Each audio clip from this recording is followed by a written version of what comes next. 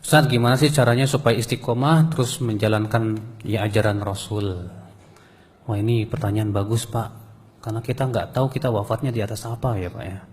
Kita ingin semua wafat di atas kebaikan kan, Pak ya. Yang pertama, kalau kita ingin istiqomah di atas ajaran Rasul, sering-sering dan terus-menerus continue untuk mempelajari sunnah Rasul.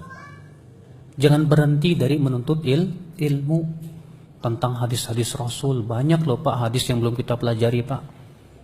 Iya. Berapa ayat yang sudah kita pelajari coba Pak? Berapa hadis yang sudah kita pelajari Pak?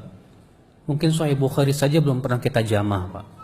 Sahih Muslim, Abu Daud, Tirmidzi, banyak hadis-hadis Rasul yang belum pernah kita pelajari Pak. Rasulullah menganjurkan umatnya untuk mempelajari sunnah Rasul. Rasulullah mendoakan lagi. Dalam riwayat Tirmidzi Rasulullah bersabda apa? Naddarallahu mra'an sami'a minna haditsan ya fahafidhahu wa wa'ahu ya. Semoga Allah memberikan cahaya kepada wajah orang yang mendengar sabdaku, kata Rasulullah. Lalu ia memahaminya, lalu ia berusaha menghafalnya, lalu ia menyampaikannya kepada manusia. Kata Rasulullah, semoga Allah memberikan kepada dia cahaya di wajahnya. Makanya Sufyan bin Uyainah berkata, setiap aku melihat orang yang ahli hadis, aku melihat cahaya di wajahnya.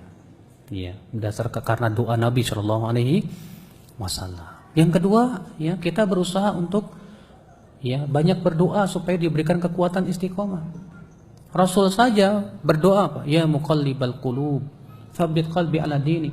Wahai yang membolak-balikan hati, kuatkan hatiku di atas agama. Ini doa Rasul, minta supaya dikuatkan untuk istiqomah di atas jalan Allah Subhanahu wa taala. Yang ketiga, kita berusaha untuk menjadikan teman-teman dekat kita yang kita curhat sama dia orang yang soleh, Pak. Orang yang soleh yang bisa membimbing kita. Jangan sampai kita menjadikan teman-teman dekat kita yang tidak soleh. Makanya kata Rasulullah apa? Al-mar'u ala dini khalilih falyanzur ahadukum ila man yukhalil. Seseorang itu di atas agama teman dekatnya. Hendaklah seseorang lihat dengan siapa ia berteman. Ya. Kalau orang yang nggak soleh berteman nggak apa-apa, tapi jangan jadiin teman dekat Pak. Teman biasa aja lah. Tapi kalau untuk yang jadi teman dekat kita, yang kita Masya Allah curhat sama dia, hendaknya orang-orang yang soleh, yang bertakwa. Ya. Yang keempat, jauhi maksiat. Karena maksiat ini melemahkan hati. Ya. Maksiat itu menyebabkan hati kita hitam, kelam, Pak. Akhirnya berat menaati, ya, kepada ketaatan itu berat gitu.